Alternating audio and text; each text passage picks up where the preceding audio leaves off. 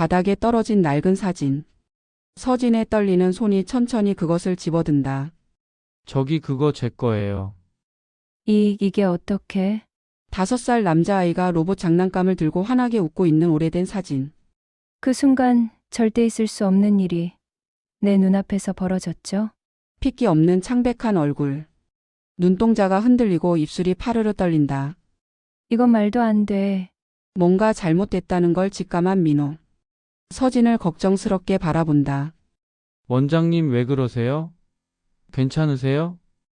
서진이 뒤로 비틀거린다. 설마 아니야. 그럴 리 없어. 낯선 환자의 지갑에서 발견된 절대 있어서는 안 될 한 장의 사진. 대체 무슨 일이 벌어진 걸까? 사연을 시작하기 전에 구독과 좋아요 부탁드립니다. 댓글에 마음에 스친 한마디를 남겨주시면 그 작은 기록 위로 행운이 머물길 바랍니다. 햇살이 비스듬히 들어오는 치과 진료실. 소독약 냄새와 은은한 아로마 향이 섞여 있죠. 윤서진은 하얀 가운을 입고 차트를 정리하면서 다음 환자를 기다리고 있어요. 50대 중반의 그녀는 여전히 단정하고 우아한 분위기를 풍기지만 눈가의 잔주름에는 세월의 무게가 살짝 묻어나고 있답니다. 원장님, 다음 환자분 들어오셔도 될까요? 네, 들어오시라고 하세요. 서진은 습관적으로 고개를 들어 환자를 맞이하려 했는데 그 순간 시간이 멈춘 것처럼 느껴졌어요. 문틈 사이로 들어서는 사람의 실루엣이 눈에 들어오자마자 이유를 알 수 없는 두근거림이 가슴 깊은 곳에서부터 올라오기 시작했죠. 안녕하세요, 강민호입니다. 30대 후반으로 보이는 남성. 키는 175cm 정도, 단정하게 정돈된 짧은 머리, 깔끔한 캐주얼 차림. 그런데 이상했어요. 서진의 심장이 불규칙하게 뛰기 시작했거든요. 마치 오래전에 잃어버린 무언가를 찾았을 때처럼, 아니 정확히는 그것을 찾을 수 있다는 희망을 느꼈을 때처럼 말이죠. 아, 네. 앉으세요. 어디가 불편하셔서 오셨어요? 민호가 진료 의자에 앉는 모습을 보면서 서진은 자신의 떨리는 손을 감추려고 차트를 더욱 꽉 쥐었어요. 이게 뭐지? 처음 보는 사람인데. 머릿속으로는 이렇게 생각하면서도 가슴 한편에서는 낯설지 않은 기분이 계속해서 밀려오고 있었답니다. 왼쪽 아래 어금니가 며칠 전부터 시큰거려서요. 찬물 마실 때 특히 그래요. 목소리. 그 목소리가 서진의 귓가에 묘하게 울렸어요. 어디선가 들어본 것 같은 하지만 정확히 기억나지 않는 멜로디처럼 말이죠. 서진은 자신도 모르게 민호의 얼굴을 유심히 관찰하기 시작했고요. 그럼 한번 봐야겠네요. 입 벌려주시겠어요? 진료용 조명을 켜고 환자의 입안을 들여다보는 동안에도 서진의 마음은 계속해서 흔들리고 있었어요. 민호가 눈을 감고 있는 사이 그녀는 그의 얼굴 윤곽을, 눈매를, 코의 형태를 하나하나 훑어보았죠. 왜 이러는 거지 나? 치료 도구를 들고 충치를 확인하는 과정에서 민호가 살짝 몸을 움찔했어요. 아파요? 조금만 참아주세요. 괜찮아요. 전 통증에 강한 편이라.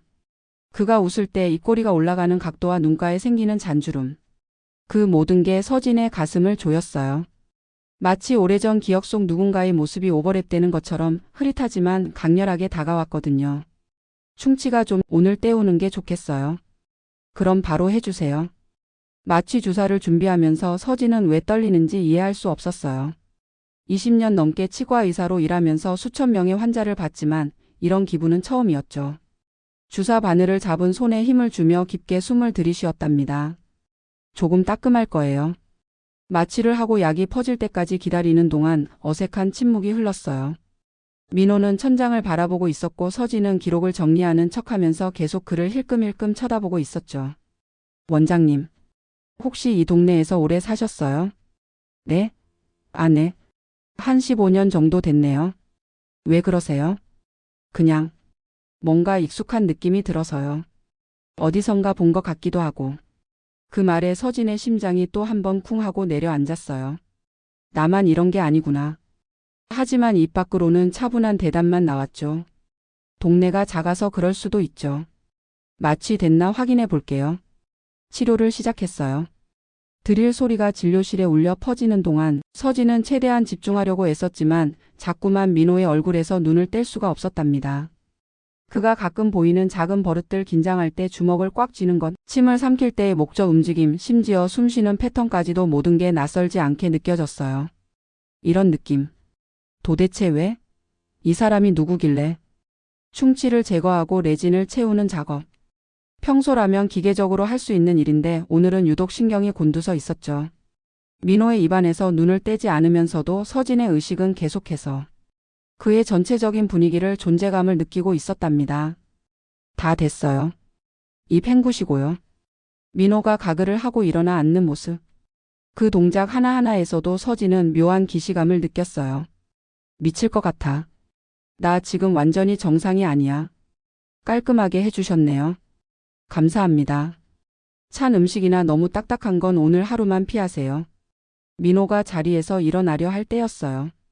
그가 무심코 머리를 쓸어 올리는 동작을 했는데 그 순간 서진의 눈에 그의 귀 뒤쪽에 있는 작은 흉터가 보였죠. 심장이 또 한 번 쿵 하고 떨어졌어요. 귀 뒤에. 그 흉터는. 아, 이거요? 어릴 때 다친 거예요. 왜요? 아니에요, 그냥. 봉합이 잘 된 것 같아서요. 다음 주에 한 번 더 검진 받으러 오세요. 민호는 약간 의아한 표정을 지었지만 고개를 끄덕이고는 접수대로 향했어요. 서진은 그가 나가는 뒷모습을 멍하니 바라보았죠. 걸음걸이 어깨의 각도, 뒷모습의 실루엣. 모든 게 너무나도 익숙했어요. 간호조무사가 다음 환자를 안내하려 했지만 서진은 손을 들어 잠깐 멈춰달라는 신호를 보냈답니다. 잠깐만요. 그녀는 의자에 주저앉아 떨리는 손으로 물컵을 들었어요. 물을 마시려 했지만 손이 너무 떨려서 물이 흘러내렸죠. 진정해, 윤서진. 그냥 우연일 뿐이야. 단지 익숙한 느낌이 드는 환자일 뿐이라고. 하지만 가슴속 깊은 곳에서는 다른 목소리가 속삭이고 있었어요. 아니야, 이건 단순한 우연이 아니야. 뭔가 있어. 분명히 뭔가 있다고. 민호의 진료가 끝난 후로도 서진은 계속 마음이 불안했어요. 오후 내내 다른 환자들을 보면서도 자꾸만 아침에 그 낯선 환자가 떠올랐죠. 점심시간에도 제대로 먹지 못하고 커피만 3잔째 마시고 있었답니다. 원장님 괜찮으세요? 오늘 안색이 안 좋으신데. 괜찮아요. 그냥 좀 피곤해서. 하지만 괜찮지 않았어요. 전혀요. 가슴 한편에서는 계속 무언가가 조이는 것처럼 답답했고 머릿속에서는 민호의 얼굴이 지워지지 않았거든요. 왜 이러는 거지? 나한테 무슨 일이 일어나고 있는 거야? 오후 5시쯤 마지막 환자의 진료를 거의 마무리하고 있을 때였어요. 접수 데스크에서 간호조무사가 급하게 뛰어왔죠. 원장님, 아침에 오셨던 강민호 환자분이 지갑을 두고 가셨나 봐요. 방금 전화하셨는데 곧 다시 오신대요. 지갑을? 네, 진료실 옆 테이블에 있었어요. 제가 가져올게요. 서진의 심장이 다시 빠르게 뛰기 시작했어요. 또 만나게 되는구나. 기대와 두려움이 뒤섞인 복잡한 감정이 밀려왔죠. 손으로 얼굴을 쓸어내리며 진정하려 애썼지만 자꾸만 긴장이 되는 걸 어쩔 수가 없었답니다. 10분쯤 지나서 민호가 다시 치과 문을 열고 들어왔어요. 이번에는 더 급한 걸음걸이로요. 죄송해요, 지갑을. 여기 있어요. 확인해 보세요. 민호가 지갑을 받아들고 안을 열어 확인하는 순간 서진은 자신도 모르게 그의 지갑 안쪽을 슬쩍 쳐다보았어요. 신용카드 몇 장, 명함, 그리고 작고 오래된 사진 한 장이 지갑 투명칸에 꽂혀 있었죠. 다행이다. 다 있네요. 정말 감사합니다. 그가 지갑을 닫으려는 순간 왜인지 모르게 서진의 입이 먼저 움직였어요. 저기, 혹시 그 사진? 네? 말을 하려던 찰나 민호의 손이 미끄러졌어요. 지갑이 바닥으로 떨어지면서 안에 있던 것들이 와르르 쏟아졌죠. 카드들, 영수증들, 그리고 그 오래된 사진이 서진의 발 앞으로 미끄러져 왔답니다. 아, 죄송해요. 서진은 반사적으로 몸을 숙여 바닥에 떨어진 물건들을 줍기 시작했어요. 그리고 그녀의 손가락 끝이 그 사진에 닿는 순간 시간이 멈췄어요. 사진을 집어드는 서진의 손끝이 미세하게 떨리기 시작했죠. 그녀는 천천히, 아주 천천히 사진을 들어 올렸어요. 빛바랜 색감, 구겨진 모서리, 오래된 필름 사진 특유의 질감. 그리고 사진 속 얼굴. 어린 아이였어요. 5살쯤 되어 보이는 남자아이가 환하게 웃고 있는 사진. 유치원 단체복을 입고 한 손에는 로봇 장난감을 들고 있었죠. 그런데 입술이 떨리기 시작했어요. 사진을 쥔 손에서 핏기가 빠져나가는 게 느껴졌고요. 그 아이의 얼굴 동그란 눈, 살짝 올라간 입꼬리, 오똑한 코, 귀 옆으로 삐죽 나온 머리카락. 모든 게 너무나도 익숙했어요. 아니, 익숙한 정도가 아니었죠. 그건 준호. 내 준호야. 20년 전 윤서진의 삶이 산산조각 났던 그날. 마트에서 단 5분, 아니 정확히는 3분 48초 동안 한눈을 판 사이에 사라진 아들. 수천 번 찾아 헤매고 수만 번 울부짖었던 그 아이. 매일 밤 꿈에서 만나고 매일 아침 일어나면 현실의 빈자리를 확인해야 했던 아들. 그 준호의 얼굴과 사진 속 아이의 얼굴이 완전히 똑같았어요. 원장님? 서진은 대답하지 못했어요. 입이 떨어지지 않았거든요. 손가락으로 사진의 가장자리를 쓰다듬으며 그녀의 눈에서는 이미 눈물이 고이기 시작했죠. 숨을 쉬는 것조차 힘들 만큼 가슴이 조여왔고요. 원장님, 괜찮으세요? 왜 그러세요? 이 아이는. 목소리가 제대로 나오지 않았어요. 목구멍이 메어서 말이 끊겼죠. 서진은 사진을 든 채로 그 자리에 그대로 얼어붙었답니다. 심장은 미친 듯이 뛰고 있었고 머릿속은 하얗게 비어버렸어요. 제 어릴 적 사진이에요. 왜요? 뭐라고요? 세상이 무너지는 소리가 들렸어요. 아니, 정확히는 서진의 세계가 무너지는 소리였죠. 그녀의 눈에서 한 줄기 눈물이 뺨을 타고 흘러내렸고요. 이게 당신이에요? 이 아이가? 네, 그런데 왜 이러시는 거예요? 서진의 손에서 사진이 미끄러져 다시 바닥으로 떨어졌어요. 그녀는 뒤로 비틀거리며 진료 의자를 붙잡았죠. 숨을 쉬려고 애썼지만 공기가 제대로 들어오지 않았어요. 원장님, 괜찮으세요? 괜찮아요. 하지만 전혀 괜찮지 않았어요. 무릎에 힘이 풀려 주저앉을 것 같았고 눈앞이 흐려졌다 선명해졌다를 반복했죠. 설마. 아니야, 그럴 리 없어. 하지만 저 얼굴, 눈빛, 표정. 모든 게 준호야. 내 아들이라고. 제가 구급차 불러드릴까요? 아니에요. 그냥. 그녀는 바닥에 떨어진 사진을 다시 집어들었어요. 떨리는 손으로 마치 가장 소중한 보물을 다루듯 조심스럽게요. 사진을 가슴에 꼭 끌어안고는 눈을 감았죠. 20년 동안 꿈에서만 보던 그 얼굴. 매일 밤 그리워하던 그 미소. 찾아 헤매다 지쳐 쓰러지던 수많은 날들. 아들의 이름을 부르며 울부짖던 그 절망의 시간들. 모든 게 한순간에 밀려왔어요. 준호야. 엄마가 늦어서 미안해. 네? 지금 뭐라고 하신 거예요? 서진은 천천히 눈을 떴어요. 눈물로 범벅이 된 얼굴로 민호를 바라보았죠. 그의 얼굴, 그의 눈, 그의 모든 것이 지금은 다르게 보였어요. 낯선 환자가 아니라 혹시 모를 아주 조그만 가능성이지만 자신이 잃어버렸던 아들의 흔적을. 죄송해요. 제가 실례했네요. 아니, 괜찮은데요. 그런데 원장님, 정말 괜찮으세요? 서진은 고개를 끄덕였지만 그녀의 눈은 여전히 민호의 얼굴에서 떠나지 못했어요. 이럴 수가. 이런 우연이. 아니면 이게 우연이 아닐까? 하지만 어떻게 확인하지? 어떻게 물어봐야 하지? 실례지만 가족은? 왜요? 아니, 그냥 궁금해서요. 그 사진을 소중히 간직하시는 것 같아서. 사실 저는 어릴 때 입양됐어요. 친부모님에 대해서는 아무것도 모르죠. 이 사진이 유일하게 남아있는 친부모 시절의 흔적이에요. 그 말에 서진의 가슴이 철렁 내려앉았어요. 입양. 친부모를 모른다. 유일한 흔적. 모든 단어가 그녀의 심장을 찔렀죠. 언제 입양되셨어요? 정확히는 모르지만 5살쯤이었다고 들었어요. 왜 그렇게 자세히 물으시는 거예요? 5살. 준호가 사라진 나이와 정확히 일치했어요. 서진은 입술을 깨물며 울음을 참았죠. 진정해.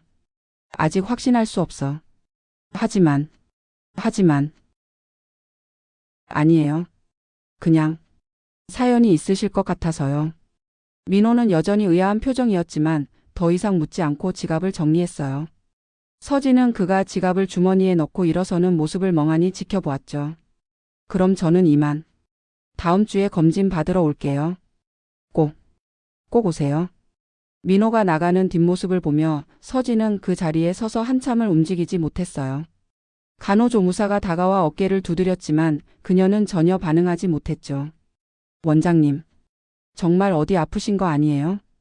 서진은 천천히 고개를 저었어요. 그리고 마침내 참았던 눈물이 주르륵 흘러내렸죠. 입을 가리고 흐느끼기 시작했어요. 20년 동안 쌓였던 억눌렀던 모든 감정이 한꺼번에 터져 나왔답니다. 준호야, 정말 내가 맞니?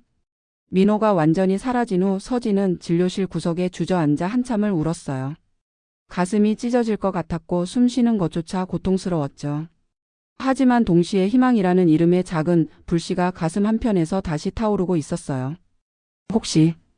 정말 혹시 내가 찾던 아들일까? 밤새 한숨도 자지 못한 서진의 얼굴에는 지친 기색이 역력했어요. 거울을 보며 파운데이션을 덧발라봤지만 붉게 충혈된 눈과 부은 눈꺼풀은 감출 수가 없었죠. 어젯밤 내내 그 사진 속 아이의 얼굴이 머릿속을 떠나지 않았거든요. 정신 차려. 아직 확실한 건 아니잖아. 하지만 가슴 깊은 곳에서는 이미 알고 있었어요. 엄마의 본능이라는 게 정말 존재한다면 바로 이런 것일 거라고요.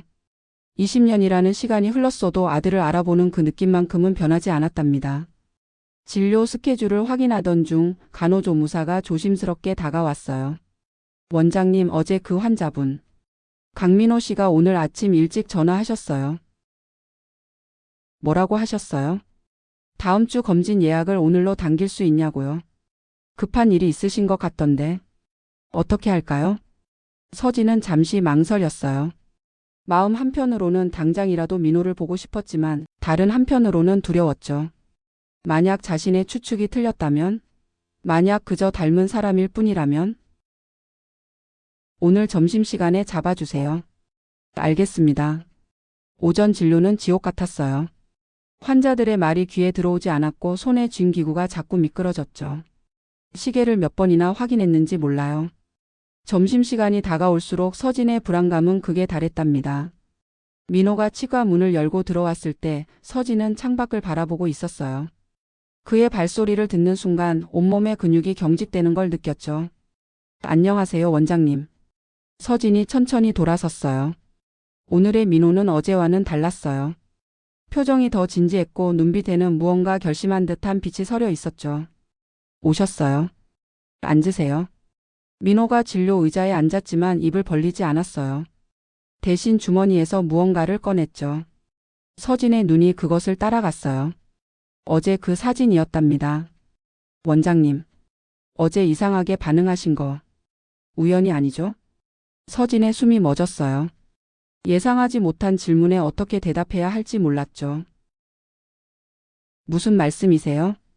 솔직히 말씀드릴게요. 저도 원장님을 처음 봤을 때부터 뭔가 이상한 느낌이 들었어요. 설명할 수 없는 익숙함 같은 거요. 이 사진이요. 양부모님이 저를 입양했을 때 제 옷 주머니에 들어 있었대요. 그게 유일하게 남은 친부모와의 연결고리였죠. 서진의 손이 떨리기 시작했어요. 민호의 말 한마디 한마디가 가슴에 못을 박는 것 같았죠. 평생 이 사진만 보며 살았어요. 내가 누군지 어디서 왔는지 항상 궁금했거든요. 그런데 그가 사진을 천천히 뒤집었어요. 서진의 눈이 커졌어요. 사진의 뒷면. 그녀는 그곳에 무언가가 적혀 있다는 걸 전혀 몰랐거든요. 여기 글씨가 있어요. 서진은 떨리는 손으로 사진을 받아들었어요. 뒷면에는 시간에 바래고 흐릿해진 글씨가 있었죠. 하지만 여전히 읽을 수 있었어요. 준호야, 엄마가 꼭 찾을게. 그 순간 서진의 세계에서 모든 색이 사라졌어요. 소리도 빛도 시간도 모두 멈춰버린 것 같았죠. 그 글씨를, 그 필체를, 이건 20년 전 그날이 선명하게 떠올랐어요. 마트에서 준호를 잃어버리고 경찰서로 달려갔던 그날. 경찰관이 준호의 사진을 여러 장 복사하며 말했었죠. 혹시 모르니까 사진 뒷면에 연락처와 메시지를 적어두세요. 그래서 서진은 떨리는 손으로 사진 한 장 한 장마다 같은 글씨를 적었어요. 준호야, 엄마가 꼭 찾을게. 아들이 어디선가 이 사진을 보게 된다면 엄마가 절대 포기하지 않았다는 걸 알아주기를 바라는 마음으로요. 이건 내가 내가 쓴 거예요. 뭐라고요? 서진의 손가락이 사진 뒷면의 글씨를 따라 천천히 움직였어요. 지읒의 첫 획을 쓸 때 습관적으로 삐침을 주는 버릇, 꼭이라는 글자에서 꼴 쓸 때 두 번째 획이 살짝 더 길어지는 특징, 차제 받침을 쓸 때 마지막을 살짝 올리는 필법. 모든 게 그녀의 글씨체 그대로였어요. 이건 내 글씨예요. 내가 썼어요. 사진을 쥔 손에서 힘이 빠져나갔어요. 사진이 다시 테이블로 떨어졌지만 서진은 눈을 떼지 못했죠. 20년 전 그날 절망 속에서 적었던 그 약속이 지금 자신의 눈앞에 있다는 게 믿기지 않았거든요. 원장님, 그게 무슨 말씀이세요? 어떻게 원장님 글씨가? 서진은 대답하지 못했어요. 목이 메어서 말이 나오지 않았죠. 그저 두 손으로 얼굴을 가리고 흐느끼기 시작했답니다. 20년 동안 참아왔던, 숨겨왔던 모든 슬픔과 그리움이 한꺼번에 터져 나왔어요. 원장님, 제발 말씀해 주세요. 이게 대체 무슨 상황인 거예요? 서진은 천천히 얼굴에서 손을 떼고 민호를 바라봤어요. 눈물로 범벅이 된 얼굴, 떨리는 입술, 그리고 그 눈빛에는 20년간의 고통이 고스란히 담겨 있었죠. 20년 전에 나는 아들을 잃어버렸어요. 마트에서 단 몇 분 눈을 뗀 사이에 내 아들이 사라졌어요. 5살이었죠. 이름은 말을 잇지 못하고 서진은 다시 흐느꼈어요. 그 이름을 입 밖으로 내는 것조차 고통스러웠거든요. 준호? 서진의 고개가 천천히 끄덕여졌어요. 그리고 두 사람은 한참 동안 서로를 바라만 봤죠. 진료실은 침묵으로 가득 찼어요. 시계 초침 소리만이 그 정적을 깨고 있었답니다. 그럼 이 사진 속 아이가 내 아들 준호예요. 내가 찾아 헤매던, 평생을 그리워하던. 민호의 손도 떨리기 시작했어요. 사진을 쥔 손이 바들바들 떨렸죠. 그는 사진을 들여다보고 서진을 보고 다시 사진을 보기를 반복했어요. 하지만 이게 어떻게 가능한 거죠? 제 양부모님은 저를 고아원에서 입양했다고 했어요. 친부모에 대한 정보는 전혀 없었다고요. 당시 경찰에 실종 신고를 했고 사진을 여러 곳에 뿌렸어요. 혹시라도 누군가 준호를 발견하면 연락받을 수 있게. 그래서 사진마다 저 글귀를 적었던 거예요. 그럼 혹시 두 사람은 동시에 같은 생각을 했어요. 만약 누군가 준호를 발견하고 고아원에 데려다 줬다면? 그리고 그 사진이 함께 전달됐다면? 혹시 어느 고아원이었는지 기억하세요? 양부모님이 말씀하시길 서울 근교의 작은 고아원이었다고. 정확한 이름은 모르겠지만 마트도 서울 근교였어요. 상도동이었죠. 두 사람의 눈이 마주쳤어요. 퍼즐 조각들이 하나씩 맞춰지기 시작했죠. 하지만 여전히 확신할 수는 없었어요. 너무나 많은 우연이 겹쳐 있었고 믿기 어려웠거든요. 이 사진 속 아이, 귀 뒤에 흉터가 있죠? 네. 그래서 어제 당신 귀 뒤 흉터를 봤을 때 저한테도 있어요. 여기. 그가 귀를 살짝 접자 귀 뒤쪽에 작은 흉터가 드러났어요. 서진은 떨리는 손을 뻗어 그 흉터를 가까이서 보았죠. 준호가 3살 때 넘어져서 다친 자리예요. 병원에서 꿰맸었는데 그녀의 손가락이 민호의 흉터를 조심스럽게 쓰다듬었어요. 민호는 움찔했지만 피하지 않았죠. 오히려 그 손길이 묘하게 익숙하게 느껴졌거든요. 양부모님이 입양했을 때 이미 있던 흉터라고 했어요. 왼쪽 발목에도 반점이 있었어요. 태어날 때부터 있던. 민호는 망설이다가 왼쪽 바지를 살짝 걷어 올렸어요. 발목에는 동점만 한 크기의 옅은 갈색 반점이 있었죠. 서진이 그것을 보는 순간 더 이상 참을 수가 없었어요. 준호야. 정말 너구나. 그녀는 민호의 발을 잡고 그 반점을 어루만졌어요. 마치 아기였던 준호의 발을 만지던 것처럼 그렇게 조심스럽고 애틋하게요. 원장님. 아니, 혹시 당신이. 그는 말을 잇지 못했어요. 엄마라는 단어가 입 밖으로 나오지 않았죠. 30년 넘게 자신을 키워준 양부모님이 있었고 그분들을 엄마 아빠라고 불러왔는데 갑자기 낯선 사람 앞에서 그 단어를 꺼낸다는 게 너무 낯설고 두려웠거든요. 미안해. 정말 미안해. 엄마가 제대로 지켜주지 못해서. 그 순간 민호의 눈에서도 눈물이 흘러내렸어요. 자신도 모르게요. 왜 눈물이 나오는지도 몰랐지만 멈출 수가 없었죠. 가슴 깊은 곳에서 무언가가 터져 나오는 것 같았어요. 매일 너를 찾았어. 경찰서에 실종아동센터에 온 동네를 돌아다니며 20년 동안 하루도 빠짐없이. 저도 항상 궁금했어요. 내 진짜 부모는 어디 있을까? 왜 나를 버렸을까? 버린 게 아니야. 절대로. 엄마는 단 한순간도 너를 포기한 적 없어. 그녀는 민호의 손을 잡았어요. 그 손은 이제 성인 남자의 큰 손이었지만 서진의 눈에는 여전히 5살 준호의 작은 손으로 보였죠. 미안해. 너무 미안해. 엄마 손을 놓쳐서. 제대로 잡아주지 못해서. 하지만 아직 확실하지 않잖아요. DNA 검사라도 해봐야. 그래. 그렇게 하자. 확실히 하는 게 맞아. 하지만 두 사람 모두 이미 알고 있었어요. 가슴 깊은 곳에서는 이미 확신하고 있었죠. 엄마와 아들. 20년 만에 다시 만난 그들은 서로의 손을 꼭 잡고 한참을 울었답니다. 진료실을 나와 작은 휴게실로 자리를 옮긴 두 사람. 서진은 떨리는 손으로 차를 타고 민호는 소파에 앉아 여전히 그 사진을 들여다보고 있었어요. 침묵이 흘렀지만 그것은 불편한 침묵이 아니었죠. 오히려 20년 만에 다시 만난 두 사람이 서로의 존재를 조용히 받아들이는 시간 같았어요. 마셔요. 따뜻한 게 좋을 것 같아서. 감사합니다. 감사합니다라는 말이 어색하게 느껴졌어요. 민호는 자신이 지금 누구에게 무슨 말을 해야 할지 혼란스러웠거든요. 만약 정말로 이 사람이 자신의 친어머니라면 어떻게 대해야 하는 걸까요? 사실을 더 얘기해 줄 수 있어요? 양부모님은 어떤 분들이에요? 좋은 분들이에요. 정말요? 저를 친자식처럼 키워주셨죠. 대학까지 보내주시고. 다행이다. 정말 다행이야. 그녀의 목소리에는 진심 어린 안도가 담겨 있었어요. 비록 20년 동안 함께하지 못했지만 적어도 아들이 좋은 사람들 손에서 자랐다는 게 위안이 되었죠. 그런데 사실 한 가지 말씀드려야 할 게 있어요. 뭔데요? 민호는 찻잔을 내려놓고 서진을 똑바로 바라봤어요. 그의 눈빛이 달라져 있었죠. 더 이상 혼란스러워하는 게 아니라 무언가 결심한 듯한 표정이었어요.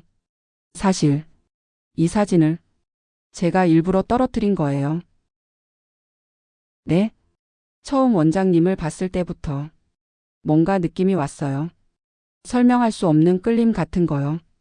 그래서 지갑을 일부러 두고 갔고 사진을 일부러 떨어뜨렸어요. 서진은 숨이 멎을 것 같았어요. 그럼 어제의 모든 게 우연이 아니었다는 건가요? 왜 그런 거예요? 양부모님이 며칠 전에 말씀하셨어요. 그는 잠시 말을 멈추고 깊게 숨을 들이쉬었어요. 이 고백이 얼마나 무거운지 그 자신도 알고 있었죠. 제가 25살 때쯤부터 친부모를 찾고 싶다고 말씀드렸었어요. 양부모님은 반대하셨지만 결국 제게 알려주셨죠. 입양할 당시 고아원에서 받은 몇 가지 정보를요. 어떤 정보요? 친어머니로 추정되는 사람이 치과 의사였다는 것. 그리고 이 동네 어딘가에서 살고 있을 거라는 것. 아들을 잃어버린 후 미쳐버릴 듯 찾아다녔다는 것. 서진의 가슴이 쿵 하고 내려앉았어요. 그 말들이 모두 자신의 이야기였으니까요. 그래서 저는 이 동네 치과들을 하나씩 찾아다니기 시작했어요. 3년 전부터요. 3년? 네. 처음에는 그냥 스케일링 받으러 가는 척하면서요. 여자 원장님이 계신 치과마다 들렀죠. 하지만 아무런 느낌도 오지 않았어요. 그러다가 한 달 전쯤 우연히 이 치과 앞을 지나가게 됐고 그의 목소리가 떨리기 시작했어요. 유리창 너머로 원장님이 환자를 치료하는 모습이 보였어요. 그 순간 뭐라 설명할 수 없는 감정이 밀려왔어요. 마치 집에 온 것 같은. 그래서 예약을 했고 처음 왔을 때 확신했어요. 원장님 눈빛을 봤을 때 그 따뜻함과 동시에 느껴지는 슬픔 같은 걸 봤을 때 이 사람이다 싶었죠. 그래서 사진을 일부러 확인하고 싶었어요. 만약 제 추측이 맞다면 원장님이 이 사진을 보고 뭔가 반응을 보일 거라고 생각했어요. 그리고 맞았죠. 원장님이 사진을 보고 흔들리는 모습. 저는 알 수 있었어요. 그게 연기가 아니라는 걸. 진짜 감정이라는 걸. 서진은 더 이상 참을 수 없었어요. 일어나서 민호에게 다가갔죠. 그리고 그의 어깨에 손을 올렸어요. 미안해. 정말 미안해. 내가 이렇게 오랜 시간 나를 찾고 있었는데. 나는 몰랐어. 아니에요. 원장님도. 아니, 어머니도 찾으셨잖아요. 20년 동안. 어머니. 그 단어가 입 밖으로 나오는 순간 민호의 눈에서 눈물이 주르륵 흘러내렸어요. 30년 넘게 살면서 한 번도 친어머니에게 해본 적 없는 그 호칭이 이렇게 자연스럽게 나올 줄은 몰랐죠. 그래. 찾았어. 엄마가 너를 찾았어. 그녀는 민호를 끌어안았어요. 처음에는 민호가 경직됐지만 점점 힘을 빼고 그 품에 몸을 맡겼죠. 20년 만에 포옹. 엄마의 품은 여전히 따뜻했어요. 양부모님한테 제가 어떻게 말씀드려야 할지. 괜찮아. 천천히 생각하자. 너를 키워주신 분들이니까. 우리가 조심스럽게 접근해야지. 두 사람은 한참을 그렇게 안고 있었어요. 밖에서는 간호조무사가 문을 두드렸지만 서진은 신경 쓰지 않았죠.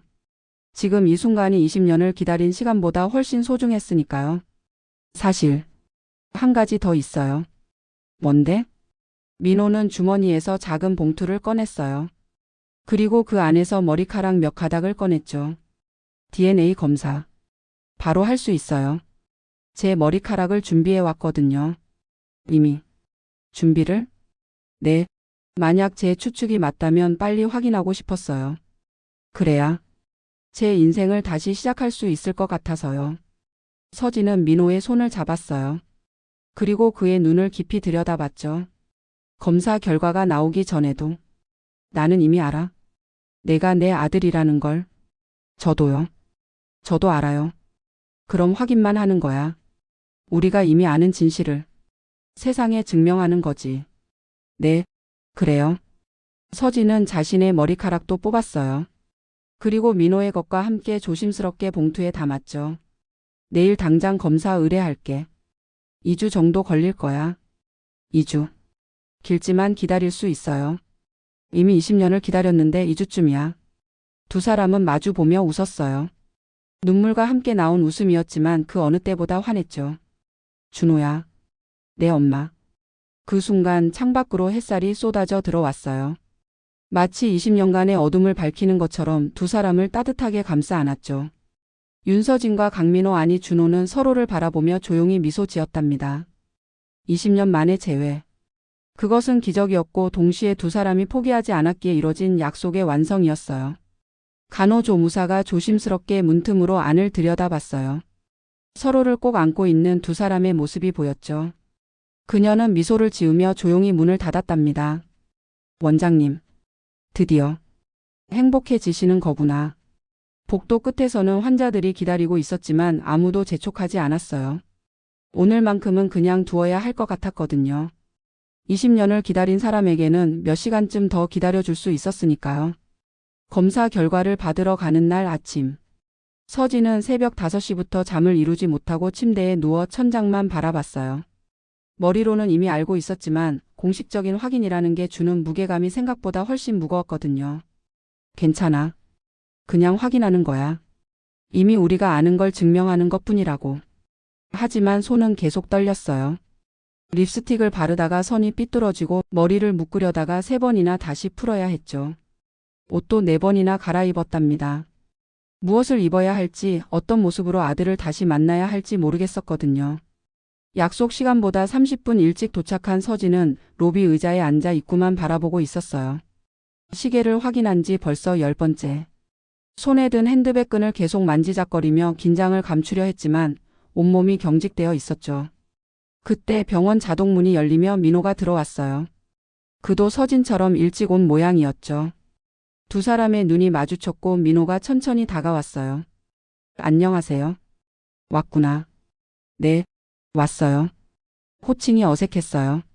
너라고 해야 할까 당신이라고 해야 할까. 2주 전 그토록 자연스럽게 나왔던 엄마와 준호야라는 호칭이 이제는 왠지 무겁게 느껴졌거든요. 민호는 서진 옆 의자에 앉았어요. 두 사람 사이에는 한 자리 정도의 간격이 있었죠.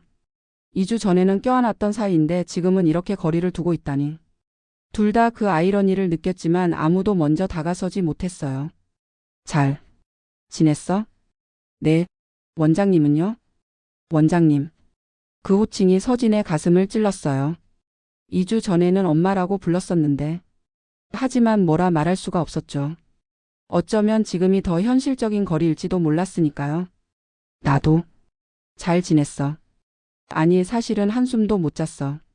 저도요. 침묵이 흘렀어요. 어색한 침묵. 2주 전과는 완전히 다른 분위기였죠.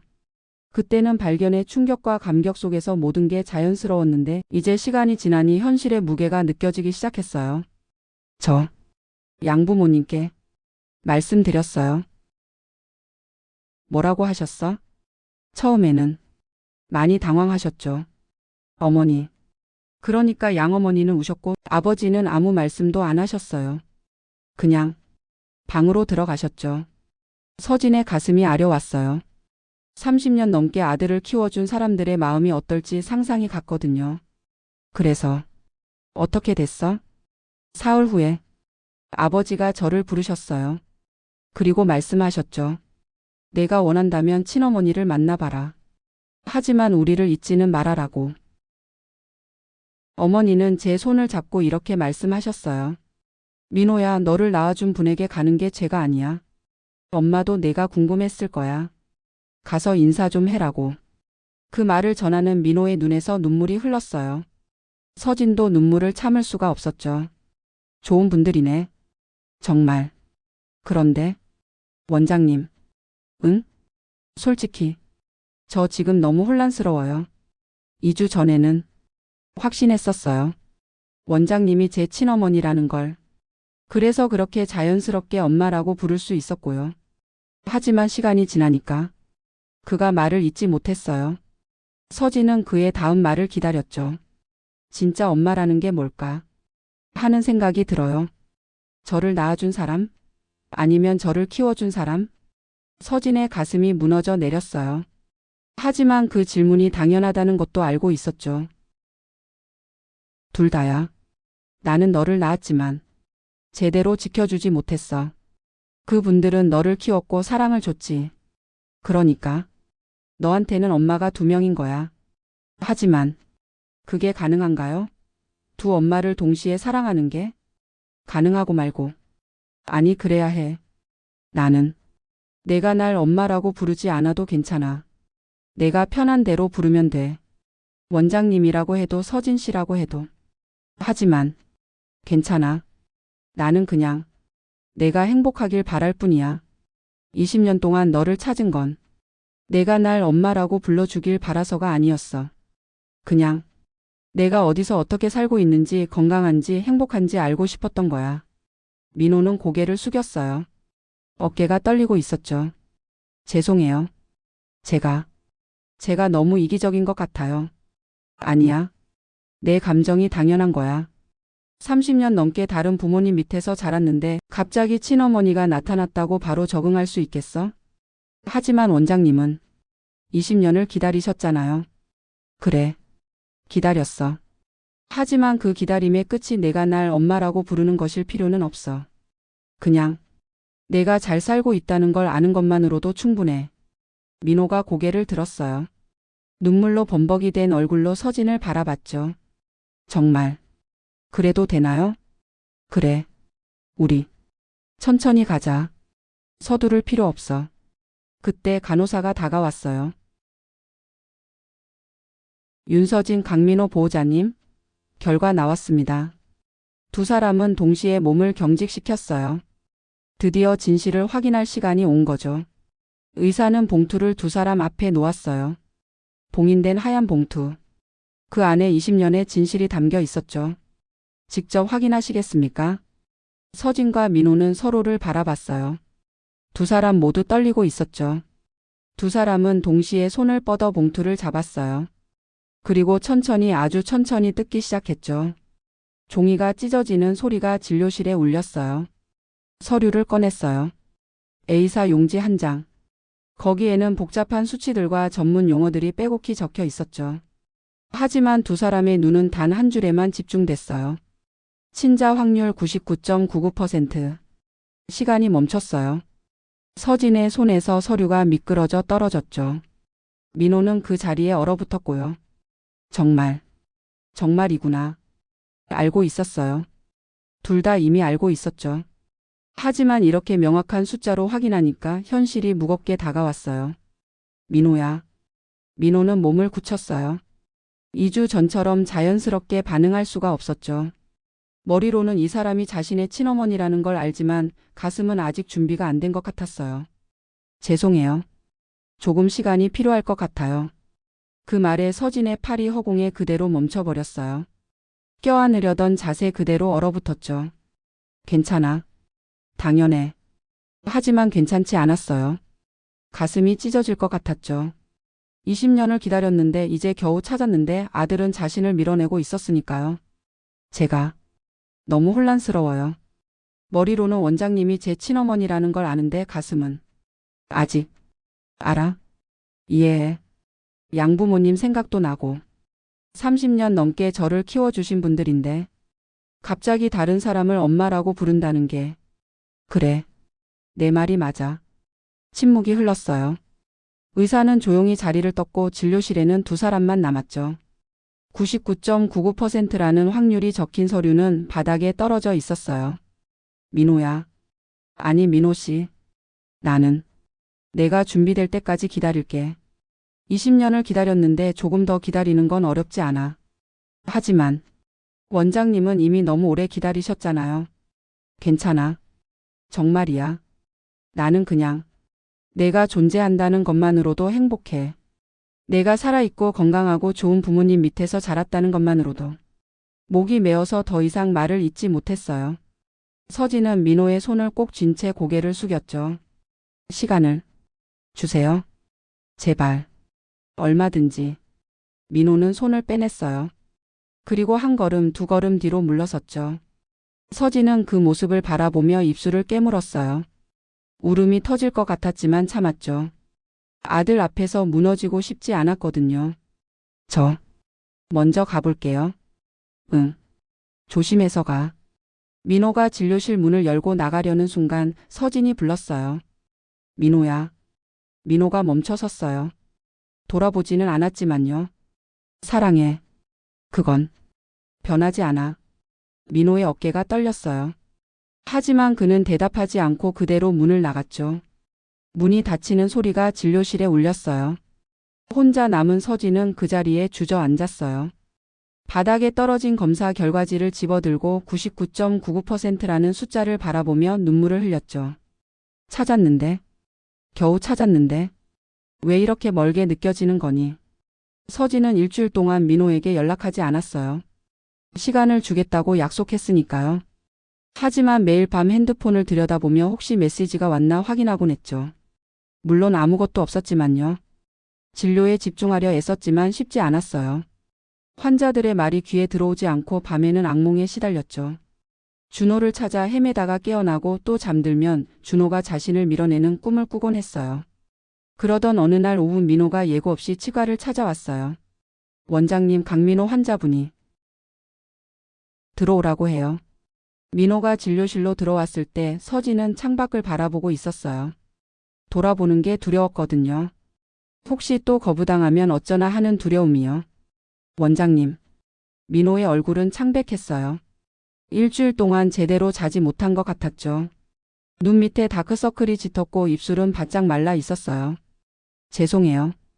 갑자기 찾아와서. 아니야. 언제든 와도 돼. 어색한 침묵이 흘렀어요. 민호는 진료 의자에 앉지 않고 서 있었고 서진도 어디에 앉아야 할지 몰라 그냥 서 있었죠. 물어봐도 될까요? 저를 왜 잃어버리셨죠? 그 질문에 서진의 얼굴에서 핏기가 싹 가셨어요. 20년 동안 숨겨왔던 아무에게도 말하지 않았던 그 질문이었거든요. 일주일 동안 계속 생각했어요. 어떻게 5살짜리 아이를 잃어버릴 수 있는지. 마트에서 단 몇 분 눈을 뗐다고 했지만 정말 그게 다예요? 정말 제가 그냥 미아가 된 건가요? 아니면 다른 이유가 있었나요? 서진은 대답하지 못했어요. 입이 떨어지지 않았죠. 20년 동안 봉인해뒀던 진실을 이제 꺼내야 하는 시간이 온 거예요. 앉아. 제발. 앉아줘. 이 얘기는 서서 할 수 있는 얘기가 아니야. 민호는 천천히 소파에 앉았어요. 서진도 그의 맞은편에 앉았죠. 두 사람 사이에는 작은 테이블이 있었어요. 내가 알아야 할 권리가 있지. 하지만 이 얘기를 하면 넌 날 더 미워하게 될 거야. 그래도 알고 싶어요. 진실을. 서진은 깊게 숨을 들이쉬었어요. 그리고 20년 동안 감춰왔던 상자를 열기 시작했죠. 내 아버지, 내 친아버지 얘기부터 해야 할 것 같아. 우리는 사랑해서 결혼했어. 너를 낳았을 때는 정말 행복했지. 하지만 목이 메었어요. 서진은 손수건을 꺼내 눈물을 닦았죠. 내가 4살 때쯤부터 내 아버지의 사업이 무너지기 시작했어. 빚이 쌓이고 채권자들이 집으로 찾아오고 우리 삶이 서서히 무너져 내렸지. 그 사람은 점점 변해갔어. 술을 마시기 시작했고 밤마다 악몽에 시달렸지. 나한테 소리를 지르고 물건을 집어던지고 눈물이 주르륵 흘러내렸어요. 그 시절의 기억이 너무나 생생했거든요. 하지만 너한테만은 좋은 아빠였어. 내가 웃으면 그 사람도 웃었고 내가 재롱을 부리면 그제서야 정상으로 돌아오곤 했지. 그런데 왜? 내가 5살이 되던 해 1월이었어. 그 사람의 마지막 사업도 완전히 실패했고 빚독촉이 극심해졌지. 어느 날 그 사람이 집에 들어오더니 목소리가 떨렸어요. 이 부분이 가장 말하기 힘든 부분이었거든요. 너를 안고 집을 나가겠다고 했어. 나한테는 미안하다. 너랑 준호를 이렇게 힘들게 해서. 하지만 이제 끝낼 거다라고 말했지. 끝낸다는 게 무슨 뜻이에요? 나도 그때는 몰랐어. 그냥 어디 가서 다시 시작하겠다는 줄 알았지. 그래서 막지 못했어. 그녀는 두 손으로 얼굴을 가렸어요. 20년 동안의 죄책감이 한꺼번에 쏟아져 나왔죠. 그 사람은 너를 데리고 나갔어. 나는 그냥 지켜만 봤지. 어쩌면 그 사람이 정신 좀 차리고 올 거라고 생각했어. 바보같이. 이틀 동안 연락이 없었어. 핸드폰도 꺼져 있고 어디로 갔는지 아무도 몰랐지. 나는 미칠 것 같았어. 경찰에 신고했지만 아빠가 아들을 데리고 간 거니까 범죄가 아니라고 했어. 그리고 사흘째 되던 날 경찰에서 연락이 왔어. 내 아버지 차가 산길 아래서 발견됐다고. 차는 완전히 파손됐고 내 아버지는 그 자리에서. 그럼 저는 없었어. 너는 어디에도 없었어. 무슨 말씀이세요? 차 안에도 주변에도 내 흔적은 전혀 없었어. 경찰은 말했지. 사고 전에 어디선가 내렸을 가능성이 있다고 혹은 누군가 발견해서 데려갔을 수도 있다고. 민호는 말문이 막혔어요. 이 이야기가 현실이라는 게 믿기지 않았죠. 나는 미쳐버릴 것 같았어. 남편은 죽었고 아들은 사라졌고 경찰은 수색을 했지만 아무것도 찾지 못했어. 그래서 마트에서 잃어버렸다고? 거짓말이었어. 진실을 말할 수가 없었어. 내 아버지가 너를 데리고 자살하려 했을지도 모른다는 걸. 어떻게 세상에 말해. 그녀는 더 이상 말을 잇지 못하고 테이블에 엎드려 울기 시작했어요. 20년간 혼자 짊어진 죄책감, 거짓말, 고통이 모두 터져 나왔죠. 미안해. 정말 미안해. 내가 제대로 막았어야 했는데. 내 아버지를 더 일찍 말렸어야 했는데. 민호는 그 자리에 얼어붙어 있었어요. 머리가 하얘졌죠. 자신의 친아버지가 자살했고 자신은 그 과정에서 사라졌다니. 그럼 저는 어떻게 고아원에? 모르겠어. 경찰도 나도. 아무도 몰라. 어쩌면 사고 전에 어디선가 내고 누군가 너를 발견해서 고아원에 데려다 줬을 수도 있어. 아니면 내 아버지가 마지막 순간에 마음을 바꿔서 너를 어딘가에 두고 갔을 수도 있지. 민호의 눈에서도 눈물이 흘러내렸어요. 자신의 출생에 대한 진실이 이렇게 비극적일 줄은 몰랐거든요. 그럼 저는 아버지가 자살하려던 그 차에 타고 있었던 건가요? 아마도. 그래서 기억이 없는 건가? 양부모님이 말씀하셨어요. 제가 고아원에 왔을 때 아무 말도 하지 않았대요. 몇 달 동안 말을 잃은 것처럼 지냈다고. 그게 트라우마였을 거야. 내가 본 것들, 겪은 것들. 두 사람은 한참을 울었어요. 서진은 20년간의 죄책감을, 민호는 이제야 알게 된 자신의 비극적인 과거를 울었죠. 원장님은 왜 이 얘기를 숨기셨어요? 무서웠어. 세상 사람들이 날 손가락질할까봐. 아내가 제대로 남편을 돌보지 못해서 엄마가 아들을 지키지 못해서라고 비난할까봐. 그리고 너를 찾았을 때 내가 이 진실을 알면 날 미워할까봐. 두려웠어. 민호는 일어섰어요. 서진도 따라 일어났죠. 저 생각 좀 할 시간이 필요해요. 그래. 당연하지. 미안해. 정말 미안해. 민호가 문을 향해 걸어가다가 멈춰 섰어요. 뒤돌아보지 않은 채로 말했죠. 원장님 잘못은 아니에요. 알아요. 하지만 이 모든 게 너무 충격적이어서. 알아? 이해해. 민호가 문을 열고 나갔어요. 서진은 그 뒷모습을 바라보며 주저앉았죠. 혼자 남은 진료실에서 그녀는 20년 동안 숨겨왔던 비밀을 털어놓은 뒤에 공허함을 느꼈어요. 이제 정말 끝인 걸까? 겨우 찾았는데 이렇게 다시 잃는 걸까? 창밖으로는 비가 내리기 시작했어요. 마치 서진의 눈물과 함께 우는 것처럼요. 민호는 집에 돌아와서도 현관문을 열지 못하고 한참을 서 있었어요. 손에 든 열쇠가 떨려서 자물쇠에 제대로 들어가지도 않았죠. 세 번째 시도 끝에 겨우 문을 열고 들어갔지만 불을 켤 기력조차 없었답니다. 아버지가 날 데리고 죽으려 했다고? 소파에 주저앉은 민호는 두 손으로 머리를 감싸 쥐었어요. 서진에게 들은 이야기가 머릿속에서 계속 맴돌았죠.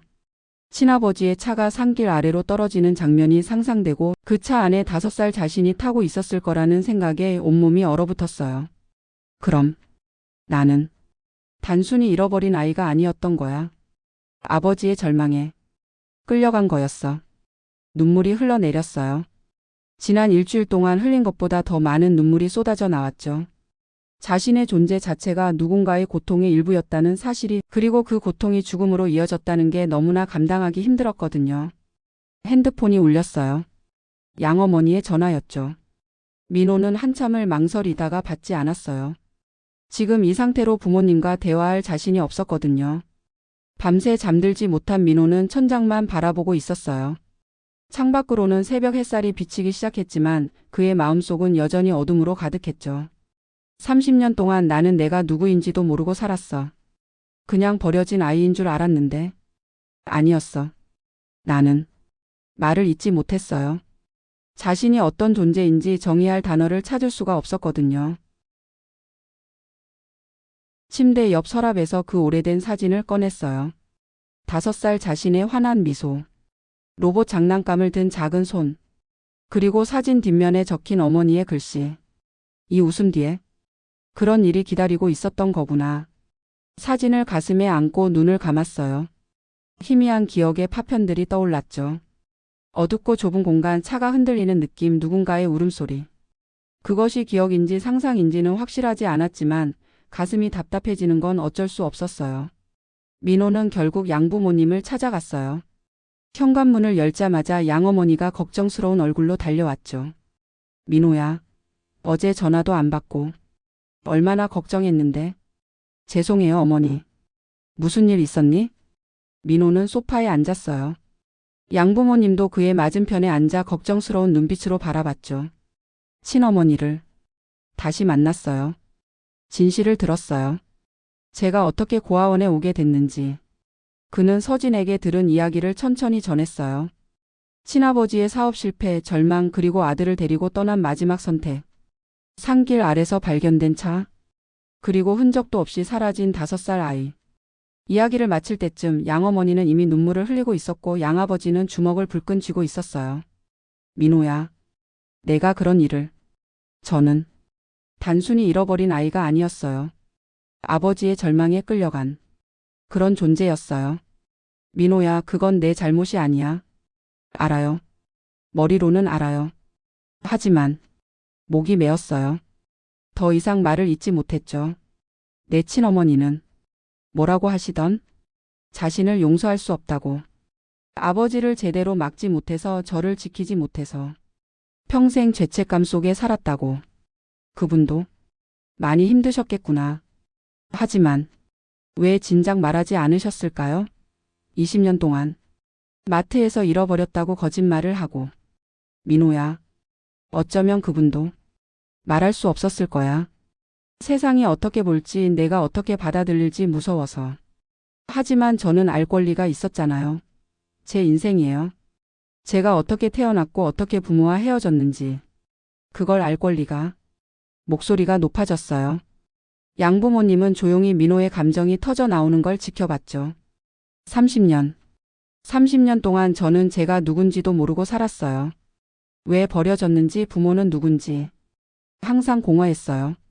그런데 이제 진실을 알고 보니까 더 힘들어졌니? 네, 모르는 게 나았을지도 몰라요. 그냥 평범하게 버려진 아이로 생각하는 게 이렇게 비극적인 진실을 아는 것보다 나았을지도. 민호야, 울어도 돼. 참지 마. 그 말에 민호는 더 이상 참지 못했어요. 양어머니 품에서 어린 아이처럼 울기 시작했죠.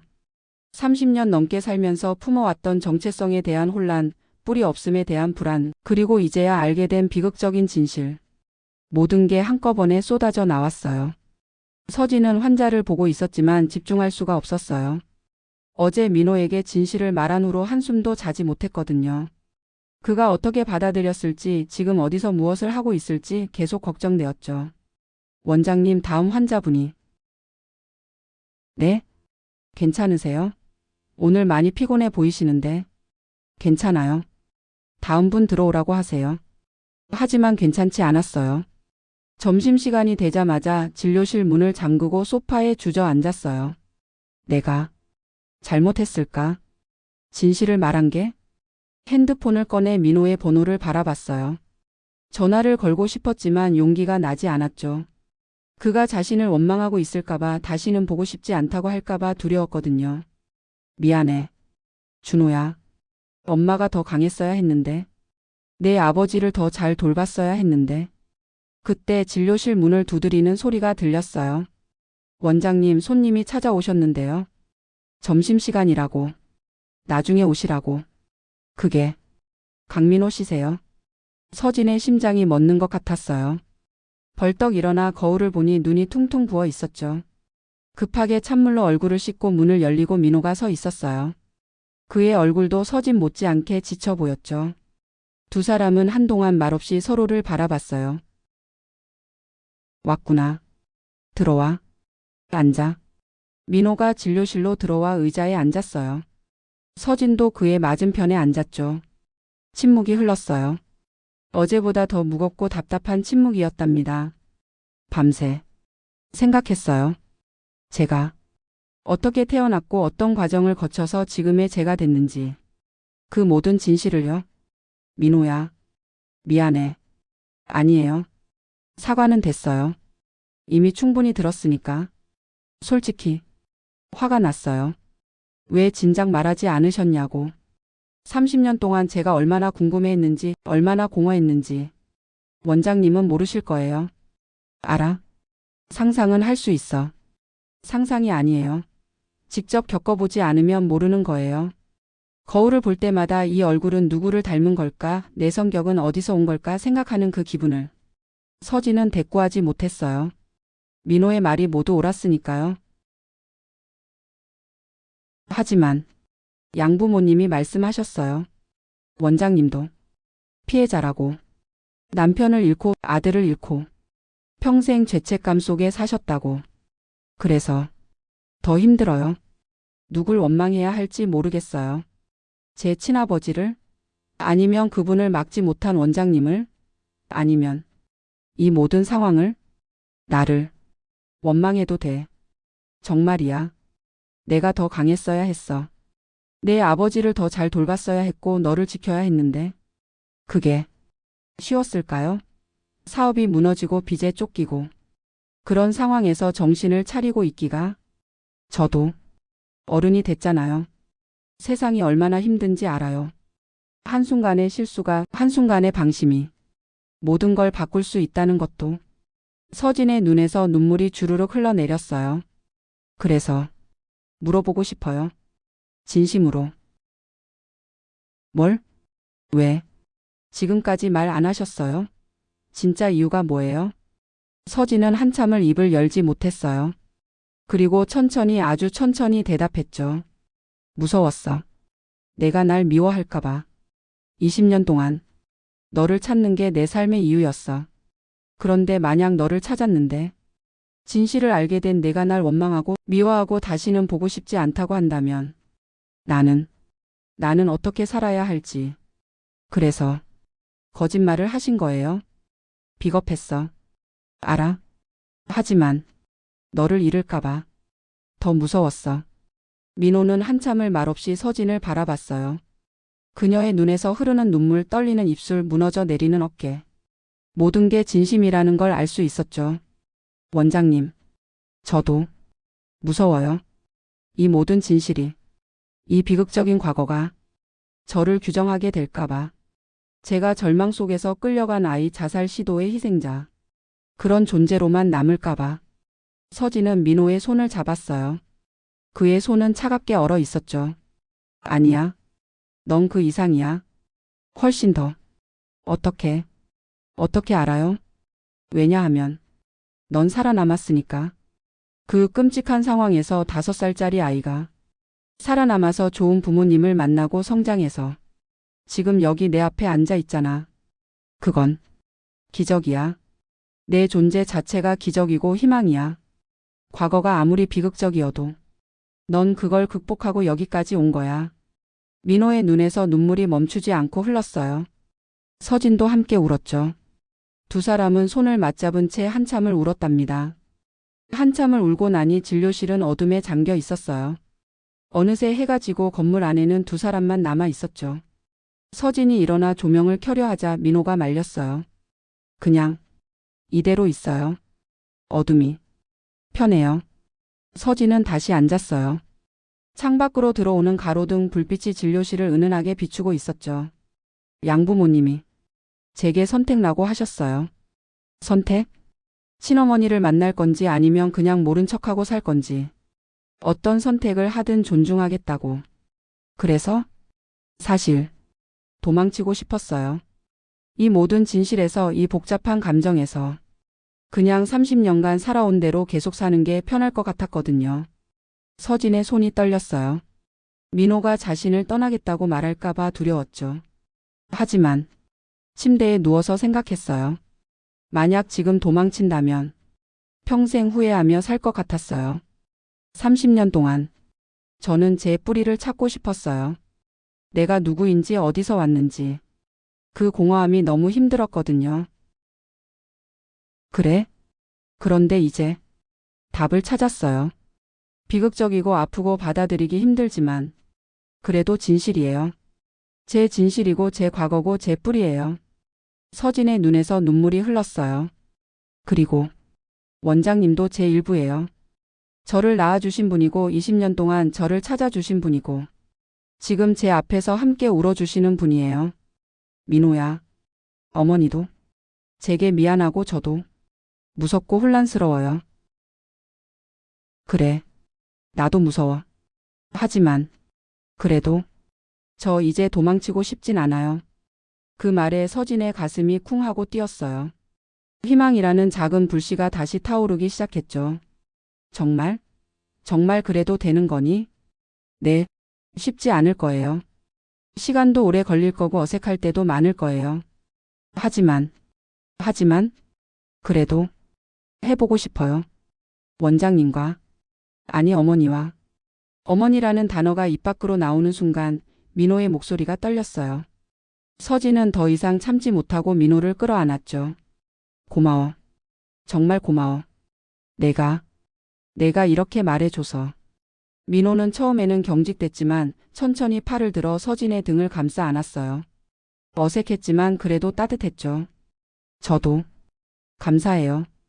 포기하지 않고 저를 찾아주셔서. 두 사람은 한참을 그렇게 안고 있었어요. 20년의 공백, 비극적인 과거, 복잡한 감정. 모든 게 이 포옹 안에 녹아들어가는 것 같았죠. 한참 후 서진이 먼저 민호를 놓았어요. 눈물 자국이 가득한 얼굴로 미소를 지으며 말했죠. 우리 천천히 가자. 서두를 필요 없어. 양부모님도 만나고 싶어.